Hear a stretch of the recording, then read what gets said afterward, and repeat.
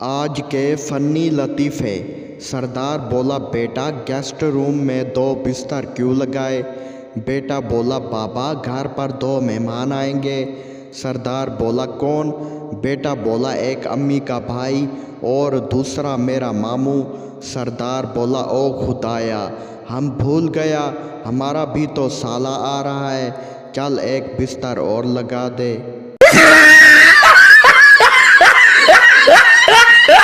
سمجھدار بیویاں کبھی بھی شوہر سے نہیں پوچھا کرتیں کہ بتائیں آج کا کھانا کیسے بنا ہے، بلکہ وہ کھانا رکھتے ہوئے خود ہی بتا دیتی ہیں کہ آج تو سالن بہت مزے کا بنا ہے۔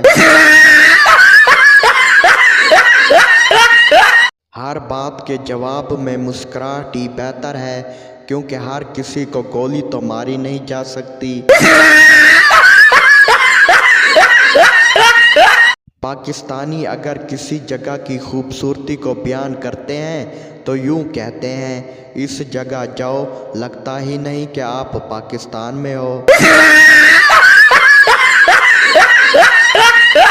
گھر میں میری بات کی بہت حمایت ہے، کچھ بھی پکانے سے پہلے مجھ سے مشورہ کیا جاتا ہے اور پھر جو میں کہوں وہ نہیں پکایا جاتا۔ علی بولا اپنا دوپٹہ اٹھا لو، زمین سے گھسا جا رہا ہے۔ عائشہ بولی دوپٹہ بھی اپنا فرض نبھا رہا ہے، کوئی چوم نہ لے میرے قدموں کی مٹی کو، اس لیے نشانات مٹا رہا ہے۔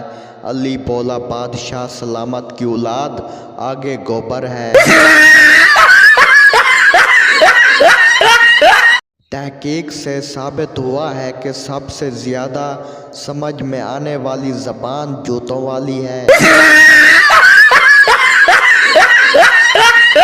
ڈاکٹر بولا رات کو ٹینشن کے ساتھ سونے سے آپ کی صحت خراب ہو سکتی ہے۔ مریض بولا تو کیا ڈاکٹر صاحب بیوی کو میکے چھوڑ آؤں؟ ایک سوال پریشان کر رہا ہے، اہل علم رہنمائی فرمائیں کہ کامیابی پورا جسم چھوڑ کر صرف قدم ہی کیوں چومتی ہے؟ پپو بولا ابا جی مجھے کل اپنا ہمسایہ کہہ رہا تھا کہ مجھے ابا کہا کرو، میں تمہیں 200 روپے دوں گا۔ ابا بولا تم نے کیا کہا پھر؟ پپو بولا میں نے کہا کہ میں اتنا بے غیرت نہیں ہوں کہ 200 کی خاطر تمہیں ابا کہوں۔ ابا خوش ہوتے ہوئے شاباش بیٹا شاباش۔ پپو بولا ابا 500 روپے میں بات فائنل کر آیا ہوں۔ ابا بولا لاکھ دی لعنت بے غیرت۔ جی بھر کے رونے دے مجھے اے دوست، ایک ہی لڑکی کا نمبر تھا، وہ بھی جمعے میں، مولوی کی باتوں میں آ کر ڈیلیٹ کر دیا۔ مولوی اے تو چنگی نہیں کیتی۔